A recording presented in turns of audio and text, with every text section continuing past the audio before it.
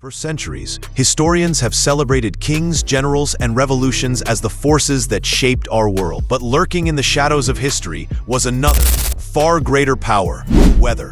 From volcanic eruptions that dimmed the sun to droughts that starved entire empires, the atmosphere itself has been a ruthless, unseen player in humanity's story. These bizarre and violent climate shifts were never mere background. They were turning points that toppled civilizations and rewrote destiny.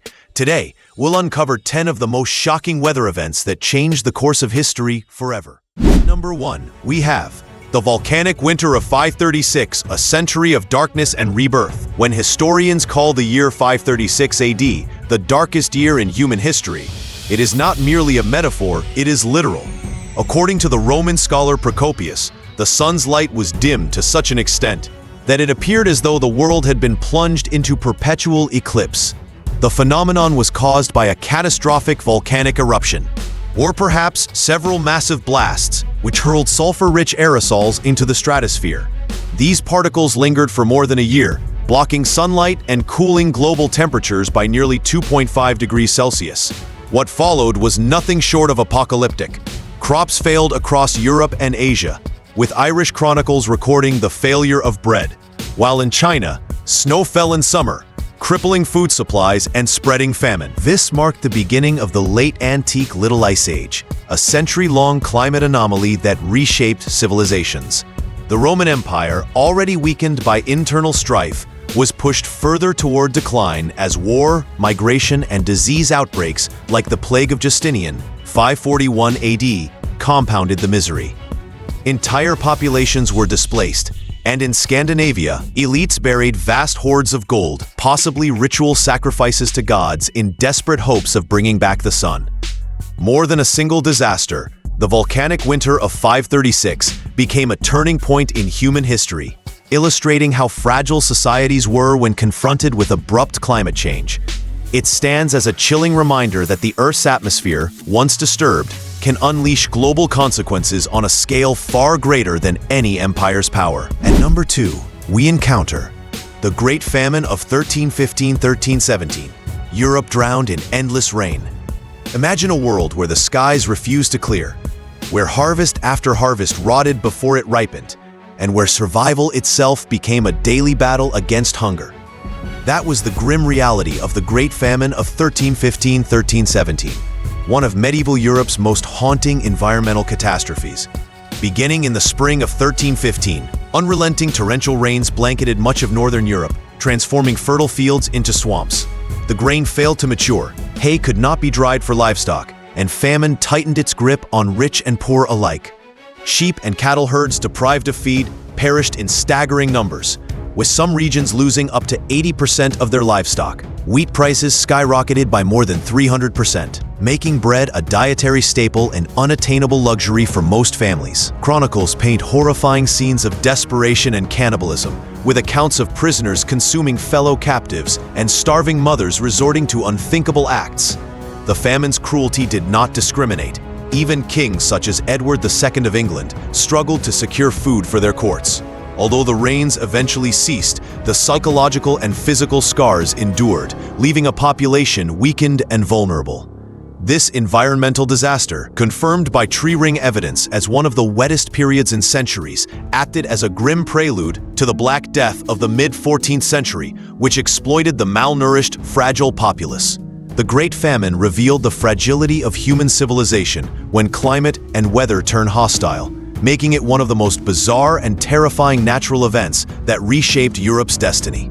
At number 3, we uncover the Lochie Fissure eruption of 1783, the ashes that sparked revolution. Few natural events demonstrate the link between climate and politics as starkly as the Lochie eruption of 1783 in Iceland. Beginning in June and lasting for nearly 8 relentless months, the eruption spewed out an estimated 122 megatons of sulfur dioxide, creating a poisonous haze that enveloped Europe. Known as the Lochie Haze, this toxic fog caused leaves to wither, pastures to die, and thousands of people to suffer respiratory illnesses. Acid rain destroyed crops, while fluorine-laced ash poisoned grazing animals, wiping out nearly 3/4 of Iceland's livestock and plunging the island into famine that killed 1/4 of its population. But the disaster did not stop at Iceland's shores. Across Europe, agriculture faltered, food prices soared, and the following winter was one of the harshest on record. In France, the misery of crop failure and bread shortages fed directly into the already smoldering anger at the monarchy. Historians argue that this environmental catastrophe acted as a spark for the French Revolution, transforming discontent into open revolt. While many causes fueled the storming of the Bastille in 1789, the hunger, hardship, and despair caused by the Laki eruption added an unavoidable, visceral grievance. Modern scientists warn that if a similar event occurred today, it could result in over 140,000 excess deaths across Europe due to air pollution, underscoring how deadly volcanic gases remain. The Laki eruption remains a fascinating case of how an obscure Icelandic volcano helped rewrite the political map of Europe, proving that the climate's fury can topple even the mightiest of regimes. At number 4, we have The Year Without a Summer, 1816, From Famine to Frankenstein. Few years in recorded history better illustrate the destructive power of volcanic activity on global climate than 1816, famously remembered as the Year Without a Summer. The year followed the colossal eruption of Mount Tambora in Indonesia, 1815, the largest eruption in nearly 2,000 years. Tambora's blast ejected countless tons of volcanic ash and sulfur dioxide into the atmosphere, where high-altitude winds distributed the material worldwide. The resulting aerosol veil blocked sunlight, disrupting weather patterns and producing record-breaking cold, incessant rain, and widespread famine. In New England, snow bizarrely fell in June, while Europe endured endless downpours and bitter chills that farmers described as the last great subsistence crisis in the Western world. Crops failed on both continents, livestock starved, and grain prices skyrocketed. U.S. oats increased nearly eightfold, making food and transportation scarce as horses could not be sustained. Europe, already politically fragile after the Napoleonic Wars, witnessed food riots, arson, and mass desperation, while Asia suffered crop failures, devastating floods, and a deadly cholera epidemic that spread from India to Moscow. Yet out of this grim period also came surprising innovations and cultural milestones. In Germany, Karl Dreis, facing shortages of horse feed, invented a primitive bicycle, paving the way for modern personal transport. In America, widespread crop failures pushed thousands westward, accelerating migration into the Midwest and even shaping the foundation of the Latter-day Saint movement. Meanwhile, in Switzerland, the gloomy, stormy summer forced a group of writers indoors. Among them was Mary Shelley, who conceived her groundbreaking Gothic novel Frankenstein during a ghost story contest, forever linking climate disaster with literary genius. The Year Without a Summer remains one of history's most bizarre weather events, not only a tragedy of famine and disease, but also a curious spark for creativity, innovation, and mass migration. At number 5, we spotlight Krakatoa's Fury, 1883, a global spectacle of fire and color. If ever there was a volcanic eruption that captured the imagination of the entire globe, it was the Krakatoa eruption of August 1883. Located between the islands of Java and Sumatra, Krakatoa exploded with an energy equivalent to a 200-megaton nuclear bomb, shattering the island and sending shockwaves across the world. The explosion was so deafening it was heard 3,000 miles away in Australia and India, and the barometric pressure waves circled the Earth multiple times. The most immediate devastation came from towering tsunamis, some over 120 feet high, which obliterated coastal settlements and claimed more than 36,000 lives. Yet the eruption's influence extended far beyond Southeast Asia. Like Tambora before it, Krakatoa hurled massive amounts of sulfur dioxide into the stratosphere, cloaking the planet in a veil of aerosols that caused a measurable global cooling of 0.6 degrees Celsius. Winters turned colder, snowfalls grew heavier, and the balance of global weather shifted.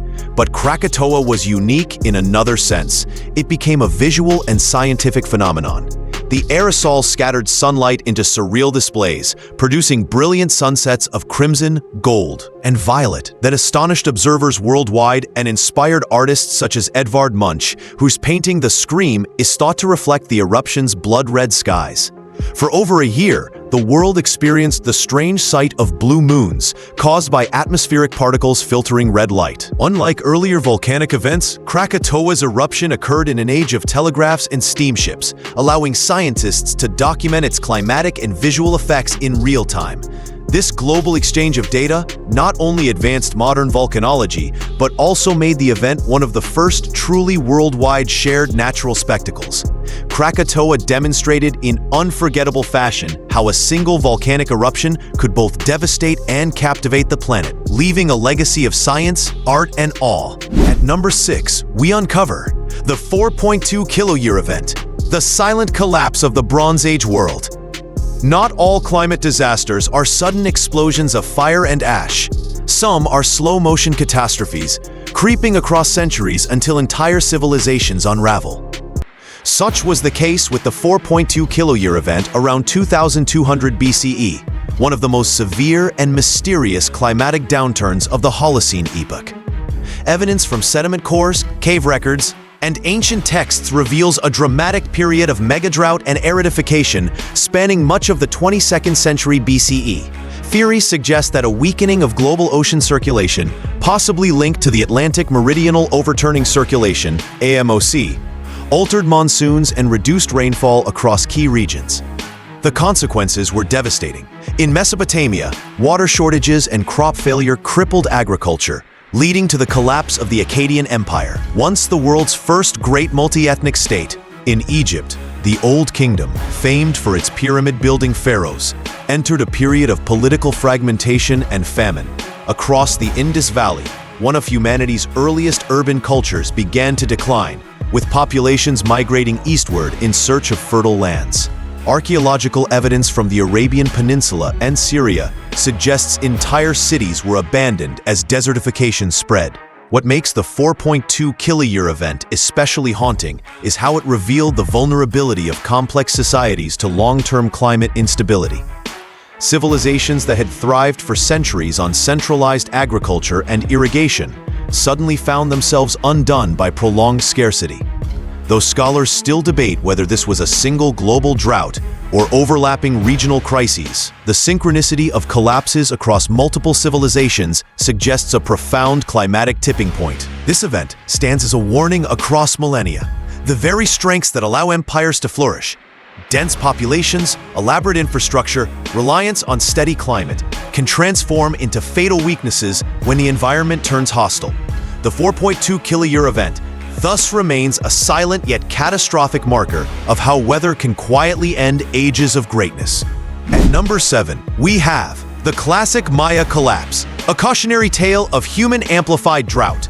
Few mysteries captivate historians as much as the collapse of the classic Maya civilization between the 9th and 11th centuries.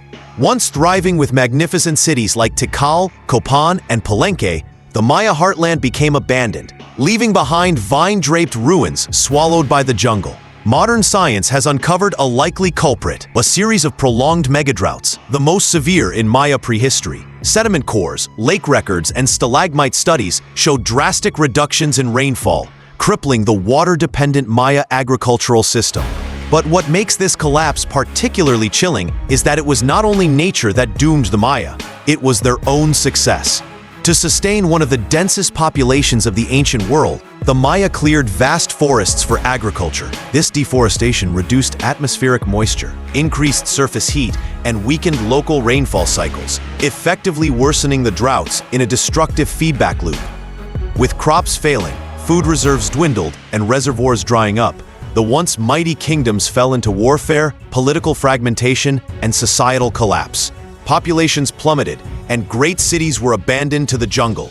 Archaeologists now see the classic Maya collapse as a haunting warning. Civilizations can engineer their own destruction by overstressing their environment.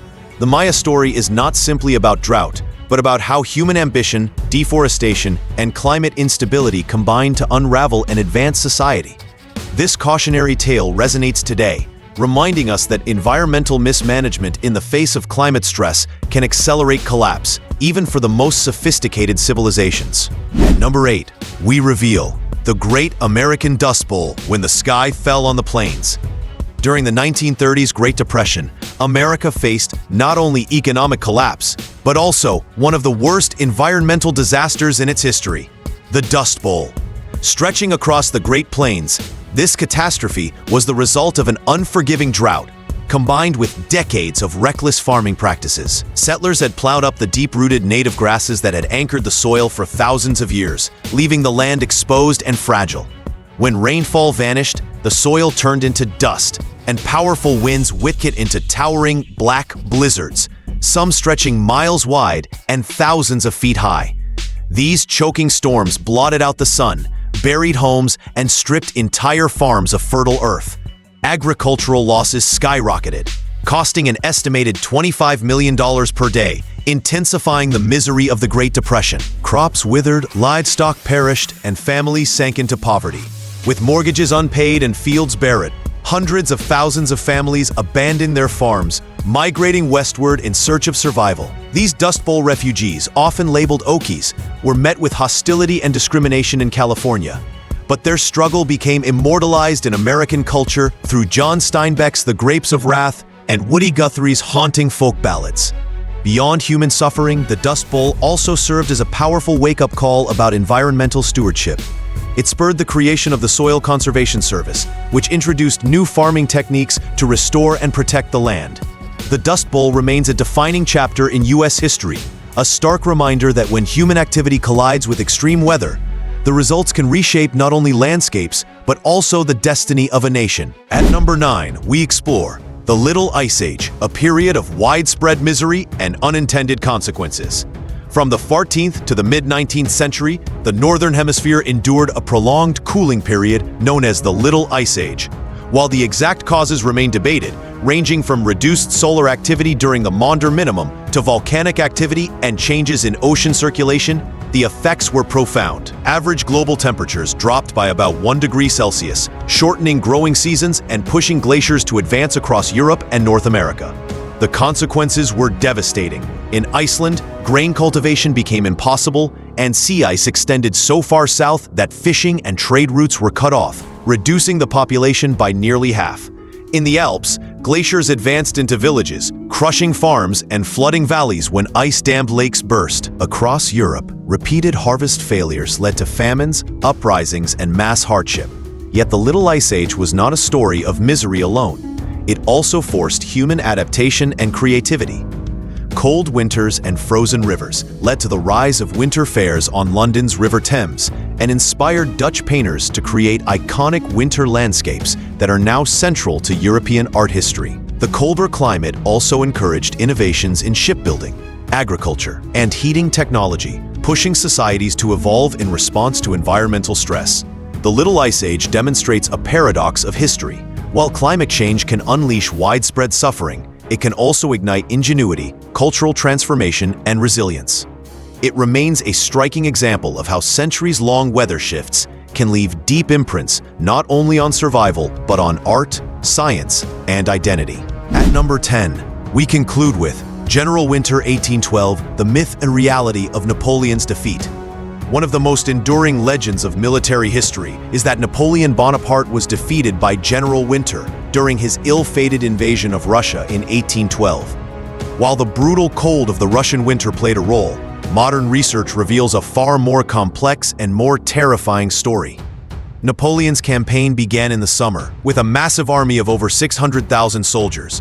Expecting a swift victory, he was instead drawn deeper into Russia by the scorched earth strategy of retreating Russian forces, who burned crops and villages, leaving nothing for the French to consume. Supply lines collapsed under poor infrastructure, and horses starved in droves. By late summer, disease had become the deadliest enemy. Recent DNA studies of soldiers' remains reveal rampant outbreaks of typhus and relapsing fever, which decimated the army months before frostbite set in. Starvation, exhaustion, and illness had already reduced Napoleon's force to fewer than 100,000 men by the time he ordered the retreat from Moscow in October. The winter then delivered its final, merciless blow. Temperatures plummeted, blizzards struck, and starving soldiers froze to death by the tens of thousands. In reality, Napoleon was defeated not by winter alone, but by a lethal combination of disease, hunger, logistical failure, and hostile climate. The myth of General Winter persists, but the truth is even more sobering. Napoleon's greatest defeat was a reminder of how human ambition, poor planning, and extreme weather can conspire to destroy even the most powerful armies.